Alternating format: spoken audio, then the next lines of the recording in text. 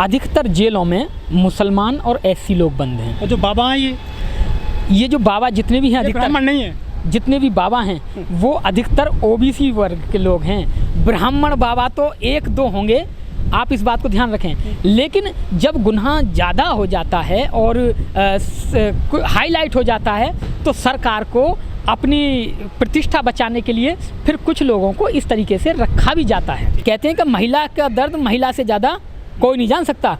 तो जिसके साथ बलात्कार हुआ हो, जिसके 5 सदस्यों को उसके सामने मार दिया हो और वो सब सबूत के साथ उन लोगों को उम्र कैद की सज़ा मिली हो और फिर बीच में ही उनको ये करके छोड़ दिया जाए कि इनका चाल चलन ठीक था, ब्राह्मण है, ठीक था और ब्राह्मण हैं इसलिए छोड़ दिया जाए, तो इससे बड़ा गुनाह और क्या होगा। इससे तो ये है कि मैं यहाँ कत्ल मर्डर खूब कर दूँ और जेल में जाके भाई साधु साधु हाँ जपूँ राम नाम भैया मैं तो राम नाम जपूंगा, पानी पीऊंगा और सादा रोटी खाऊंगा और मैं ऐसा बन जाऊं तो सरकार मुझे कितने दिनों में सरकार जवाब दे। हाँ भाई सरकार कितने दिनों में मुझे रिहा करेंगे, मेरे जो सर्टिफिकेट है सही होने का, शरीफ होने का, वो कितने दिन में देंगे। मैं 10 मर्डर करके अगर जाता हूँ।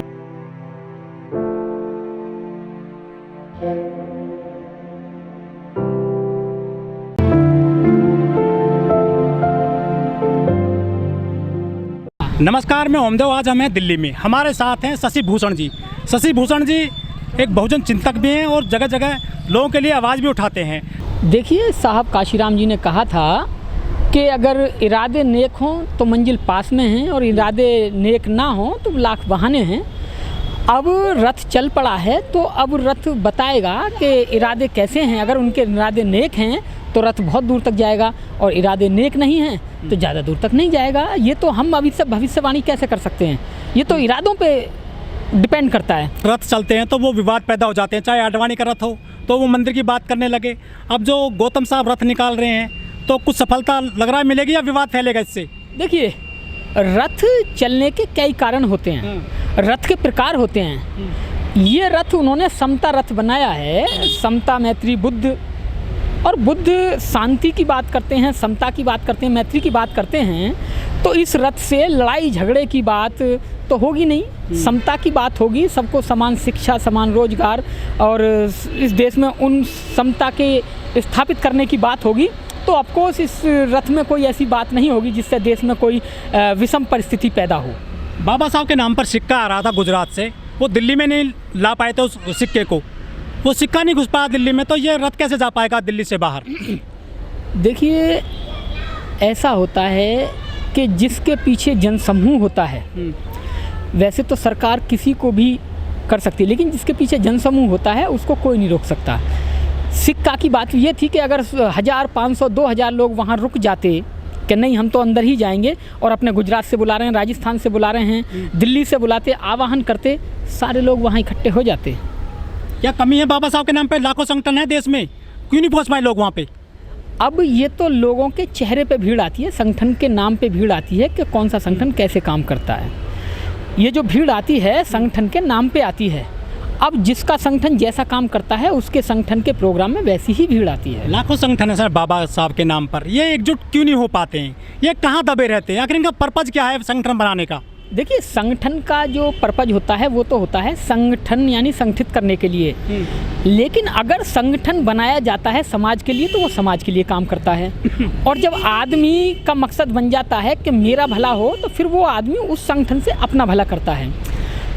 तो संगठन आपने किस पर्पज के लिए बनाया या आप संगठन किस पर्पज के लिए चला रहे हैं, आपका उद्देश्य क्या है, ये आपके संगठन के उद्देश्य और आपके उद्देश्य पर निर्भर करता है। मैं 10 संगठन बना लूँ तो क्या मैं 10 संगठन बन सकता हूँ?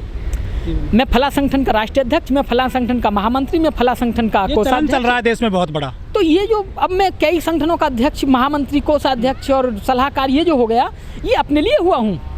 ये किसको धोखा देते हैं ऐसे लोग? ये लोग समाज को धोखा देते हैं, जिस महापुरुष का नाम लेते हैं उसको धोखा देते हैं। अच्छा, जो गौतम साहब हैं, मिनिस्टर हैं दिल्ली में, उनको जरूरत पड़ी है समाज को जागरूक करने की, उन्हें बौद्ध बनाने की, जबकि वो तो खुद एक मिनिस्टर हैं। आखिर क्या लोग कम पड़ गए हैं समाज में? सामाजिक संगठन चला रहे हैं जो मिनिस्टर को आना पड़ा है फील्ड में। देखिए, मिनिस्टर के पास बहुत सारी ताकतें होती हैं, उसका उपयोग होगा अब। और मैं जहाँ तक देख रहा हूँ, अगर उन्होंने सही उपयोग किया उन ताकतों का तो उनका ये रथ बहुत दूर तक जाएगा। बशर्ते वो और उनकी टीम उन्हीं महापुरुषों की विचारधारा जो मैंने अभी बताया, अगर विचारधारा उनकी महापुरुषों को लेकर है, विचारों को है, और उन्हीं पे काम करेंगे तो बहुत दूर तक जाएगा।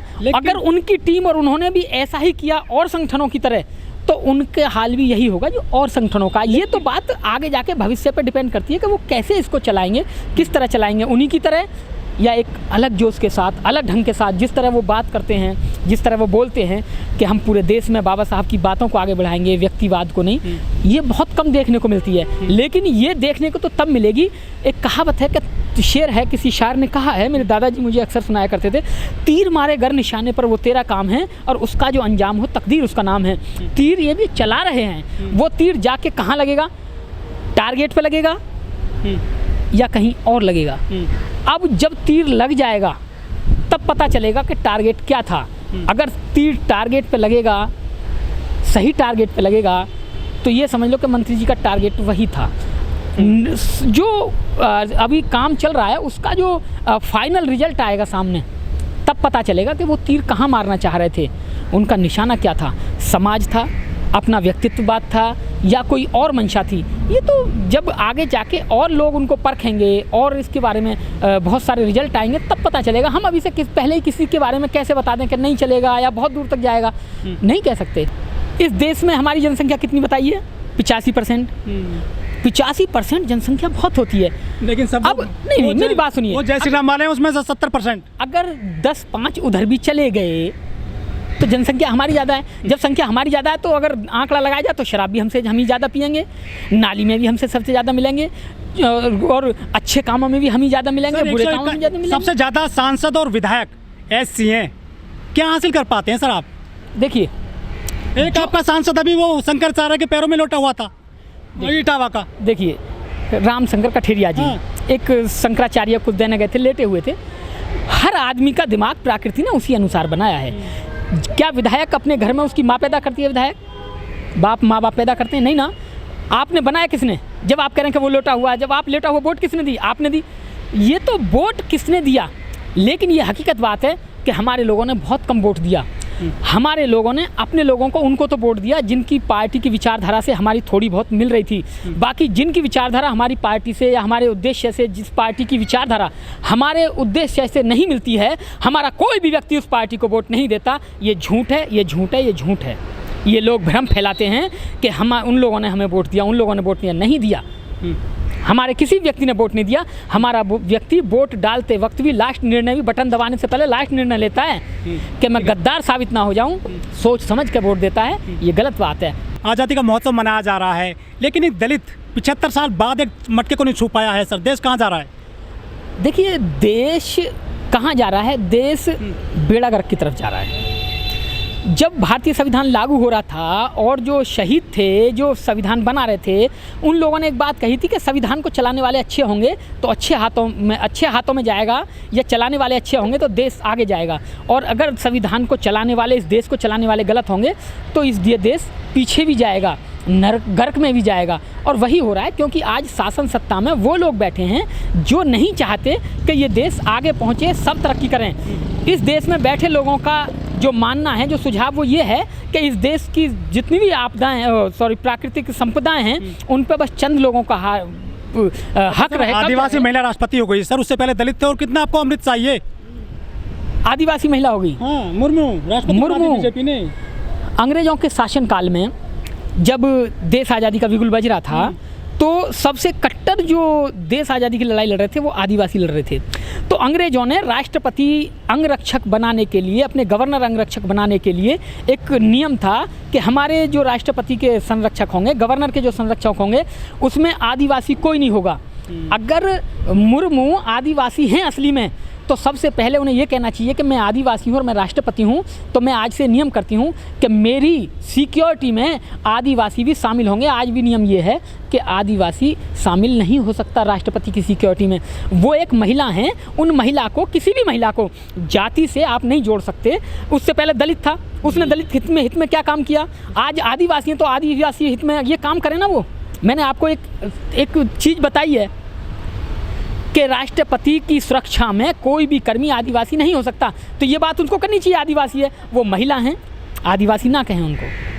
अगर वो आदिवासी हैं, उनके अंदर आदिवासी होने का दर्द है, तो आदिवासी समाज के साथ जो उन लोगों के साथ हो रहा है उसके ऊपर वो बोलें। जंगल ज़मीन छीनी जा रही है, नदियाँ पहाड़ सब उनसे छीने जा रहे हैं, तो उसके लिए लड़ें।